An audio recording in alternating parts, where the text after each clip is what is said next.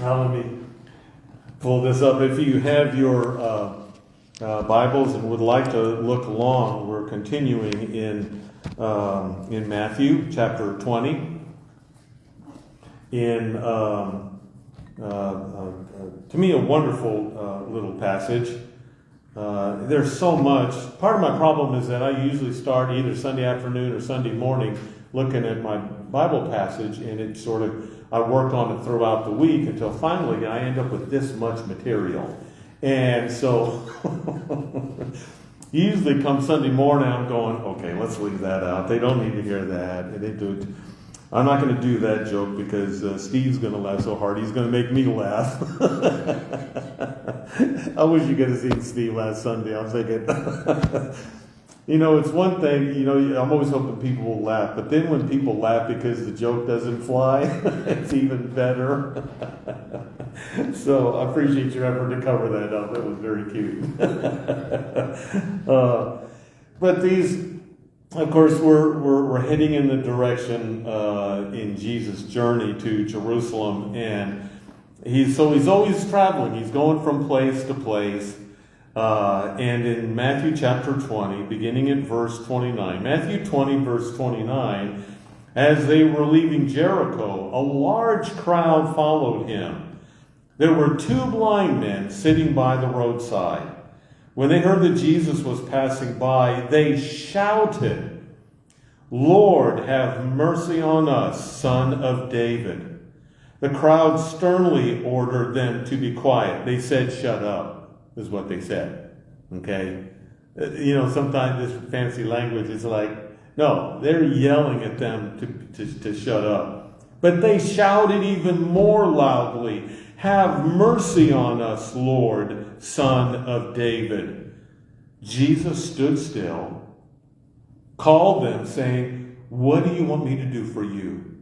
They said to him, "Lord, let our eyes be opened." Moved with compassion, Jesus touched their eyes.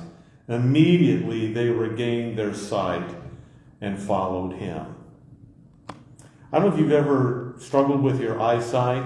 I had really great eyesight up until a little over 10 years ago, and things just started going haywire.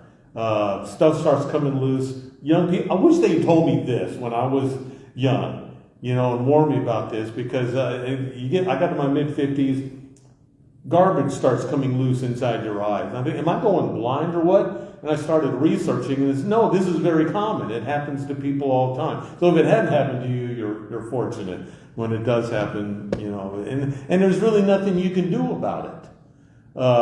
And so my eyesight is getting crummier. The stuff comes loose. You start seeing floaters that you never thought could be floaters. When I look at really bright things, I get this glare.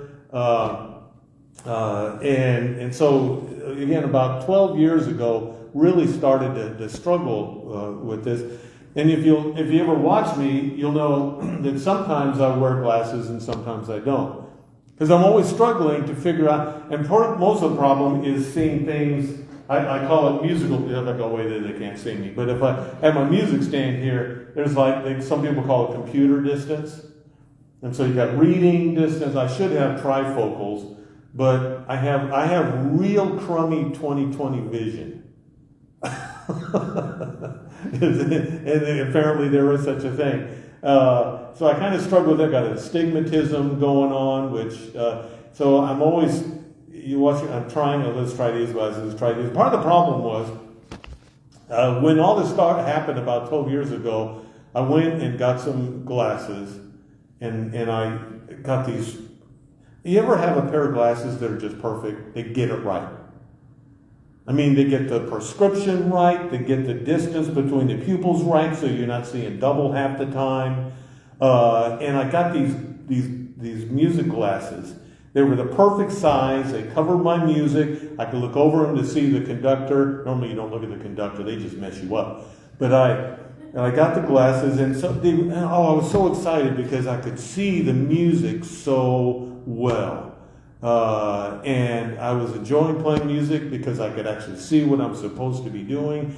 And then I go join a few of my friends, and we a brass group, and we're playing on Wabash Avenue, right in the middle of Terre Haute.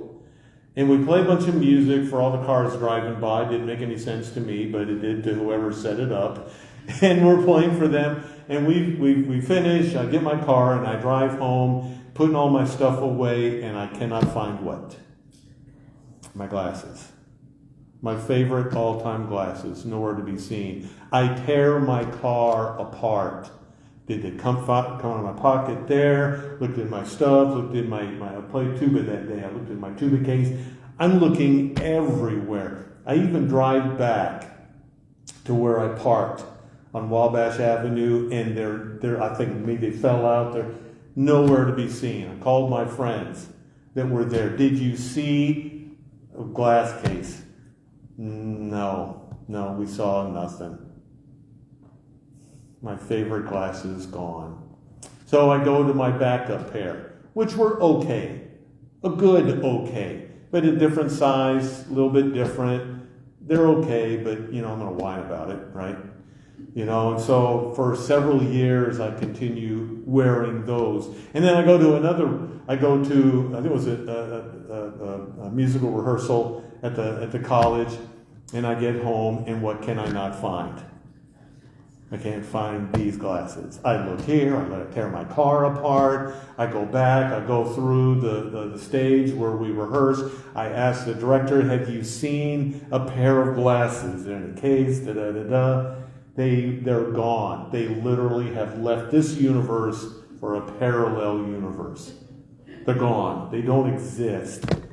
Now I'm getting really frustrated. And now I was like, well, let's just go buy some new ones. Just bite the bullet and go. And I go and I buy a couple new perfect glasses, and they're just not good. They don't fit right. I don't think they got the distance right. And the size is sort of right, but it wasn't quite the same as the good glasses. And so you'll see me sometimes I'll wear them. I feel like maybe it helps me a little bit. Then I get mad at them and I throw them, down, and I try it without. I don't know. Maybe if you've never dealt with eye problems and vision problems, maybe it may be hard for us to identify with these two blind men. My mother struggled with macular degeneration and was almost blind. She was blind in one eye and almost totally blind the last few years of her life. And my heart just went out for her because it was so difficult.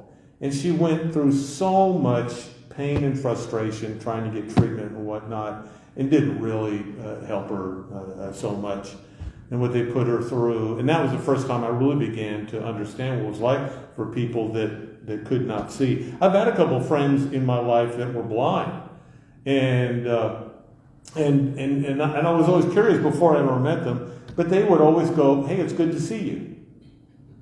Hope to see you soon. And that's just how we talk. And we do that because we're visual creatures.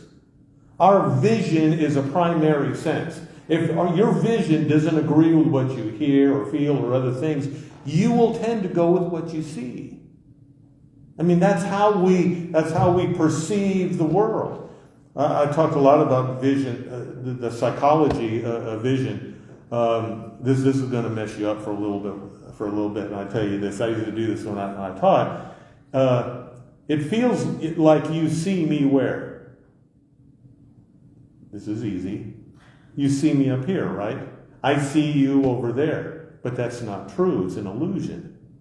In reality, I look at you, the light comes into my eye, it stimulates the back, my retina. It turns into signals, electrical signals that go to where? Do you know where in your brain? It goes to the very back. Did you ever take intro to the site? And it goes to the back of your brain, and there your brain takes that information and says, what should this be? And it creates an image that you see in the back. If you suffer an injury, that's Ross. You suffer an injury to the back of your head, there's a good chance it will mess up your vision. Because that's where you see. You think you see me up here, but you don't. You're actually seeing me right now in the very back of your head. I'll let you mull that over for a little bit. But the point of sharing that with my students and you this morning is that we don't simply see, but we're creating a perception of reality in our world around us. And mine is different than yours, and yours is different than yours, than yours, than yours. These two blind men were perceiving the world differently than all the people around them. That's why if you simply see this as, I can see light now, you're going to miss the main point of this story. When I turn on I told you, every Sunday morning I turn on the TV while I'm getting ready so I can argue with the preachers that come on. And we do. You think I'm joking, I'm not. And I yell at them and stuff. You got to be kidding. Really? Where do you get an idea like that? I'm flipping channels, seeing what's on. And one of the stations has the sound perfectly, but no vision, no picture. There's nothing. It's black. And I watched it for a little bit. There was some a sitcom type show on. And I thought, a show is really different when you can't see it. And all of a sudden, the guy's wife starts talking. I go, I didn't even know she was there. But she was there the whole time. But I don't perceive everything that is there. And it's all about what do I see? What do I understand? What is happening in my world? These two blind men were perceiving something. They were seeing something that nobody else could see. Right? They recognized who Jesus was. They did not. They understood what Jesus was capable of doing. They were not. The blind people would sit there by the road and beg. That was all they had that they could do, right? And they could hear everybody talking. The crowd's getting bigger and bigger, talking about Jesus. Everybody knew who Jesus was. He was a big-time celebrity. And sitting there by the road, they could tell when he was just about there, and this was their one chance. So they scream out as loud as they can, "Have mercy on me, Son of David." And what does everybody say? Shut up. Shut up. And by the grace of God, they stuck with what they recognized was taking place, and they called out. What they should have said is, "You have no idea who's passing by. Watch this." And of course he calls out, he says, "What can I do for you?" And they want their eyes to be opened. Their eyes to be opened. And I think about everybody is kind of seeing the same thing, but they're not seeing the same thing. When I was a senior in high school, I was taking a private lesson from a wonderful trombone player, professional player. And he goes, "Hey, you're doing really well. You're going to continue with this music thing?" And I go, "Well, I really don't know. I'm thinking of going to college, but I don't know if I can afford to go to college. I may just have to get a job. I don't know what I'm going to do, and I don't know if I'll be able to play music." He goes, "Oh, no, you should do this. Make your money playing music." And I said, "What are you talking about?" He said, "Well, when I was your age," he said, "all summer long, circuses would go through town, and every time they would stop, they would put together a circus band from all local musicians. And so I played one circus after another. I would play, and I made really good money. That's how I supported myself." He said, "That's what you should do. When the circuses come through town, you play for them, and you'll make really good money. And you'll be able to afford to do whatever you want to do." And I'm sitting there listening to them talk, and this is exactly, and I don't say it, but in my mind I go, what world do you live in? That you see circuses going, what, you were alive in the 1800s? This is in Virginia, just outside of Washington, D.C. I never see circus. I see like one or two little crummy carnivals every summer, and they don't put together a band. I said, "How do you tell me I can have this life? You're living in a world I do not see. How do you see this when you look around?" And ever since then, I couldn't put it together like I can now. But he saw a world different than what I saw. And we see a different world in one another. And we see a different Jesus than other people do. I hear people talking about, oh, you need to believe in Jesus. And you'll hear me go, well, which one? Of course, nobody's ever said that to them. And I said, yeah, you heard me right. Which Jesus? He goes, the real one. I go, well, tell me about your Jesus. I'll tell you about mine. We may find out that we've got two different Jesuses here. The people here that were watching it, they were looking at one Jesus, but the two blind men were able to see somebody who was really, really different. What do we do, when we see Jesus, when we see other people in his kingdom, people that want to be in his kingdom? What do we see? Something really funny happened yesterday. I played tennis in the morning with some of my friends, and then when we go to lunch together, we're at a place where there's outdoor seating, and we're sitting there. We're in our stinky tennis clothes, so, right, it's good you sit outside, and we're having a good time. People are coming into the restaurant, and I'm like facing towards my friends, but I don't see these people coming in. And all of a sudden, there are a few people staying there, and this one young lady goes, Dr. Caperton, is that you? And I turn around, it was one of my wonderful students. And she goes, it is, Dr. Caperton, it's you. And all my friends go, who is she talking about? And we just had the most wonderful time talking about she had graduated, moved on, and now she was back and doing some things. She's going back to school. Why do people do that? What's the matter with people? And and it was just so much fun. And she kept going on, oh, Dr. Caperton, it's so good to see you, and how you doing? They go in and they eat. We're still there as they come out. And she goes, Dr. Caperton, it was so good to see you. And my friends, again, they go, who is this Dr. Caperton we keep hearing about? And I go, you didn't know I was something special, did you? And they just laughed and laughed and laughed. Her perception of me, to them, I'm just an old fat guy chasing a tennis ball around on a court, but to her it was totally different. And what do we see when we see one another? And we look at people and we judge them. Sometimes we condemn them. But somehow, when Jesus sees them, he sees something really different. Jesus opens their eyes. And in gratitude, what do those two blind men do that can now see? They follow him. What does that mean? They gave him everything.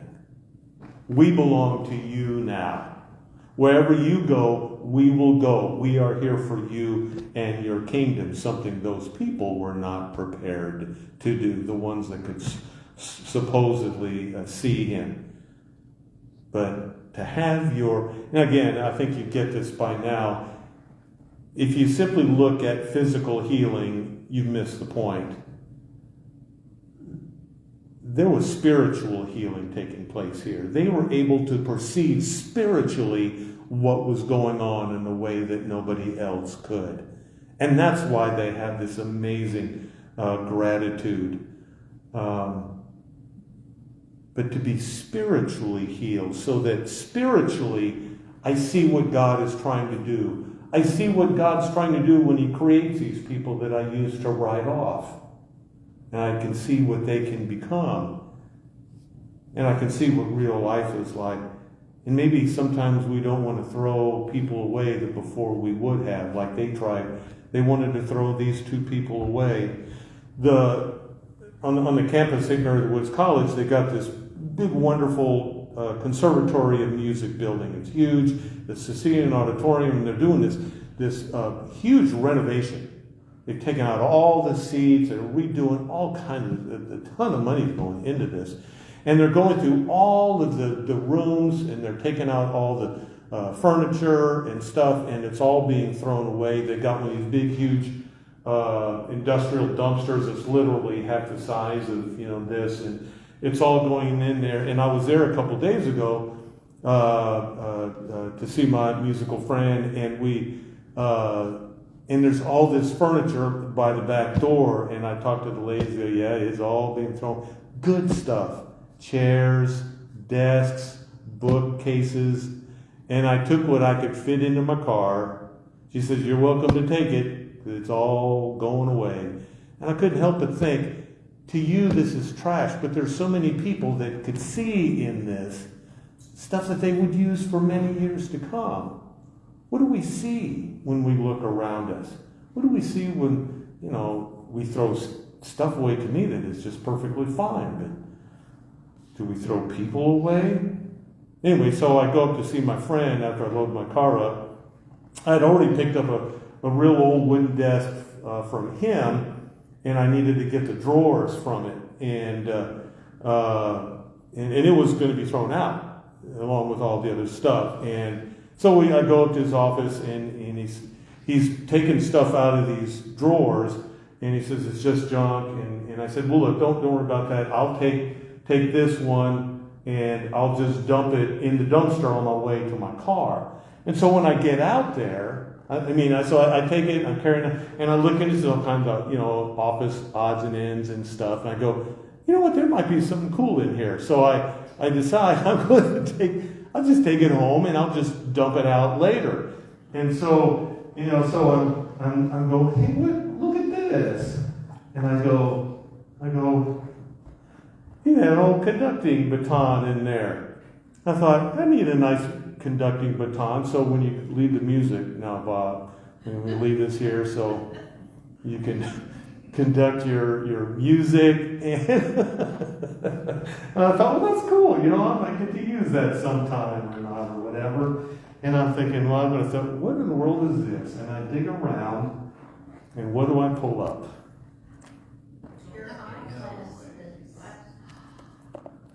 I put in a special thing, and I could not believe my eyes. The number, no, I can't see because they're, but anyway, I could not. I thought, is this actually happen? They've been sitting up in his office for about 12 years now, and I had asked him right then, I'm sure he picked them up. They fell in my pocket or he picked them up, took them in, tossed it in a drawer, and completely forgot about them. So I'm really happy these days. I'm still so excited about finding. I've looked at my other glasses and I said, you mean nothing to me. True love is finally back. I don't know, I've never had a present so fine. And I thought, a few things I've never been so excited about finding in my life. And I thought, do I get half as excited when I see a lost soul restored to the kingdom of God?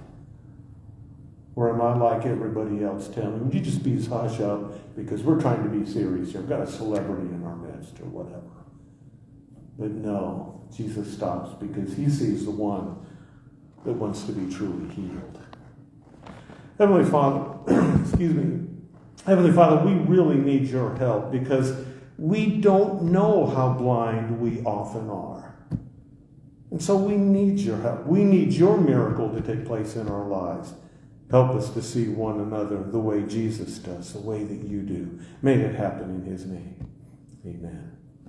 Let's sing our closing hymn, which is 697. 697, and I'll say goodbye to everybody else. You have a great Lord's Day. I hope you celebrate Independence Day, and we'll see you soon. Bye.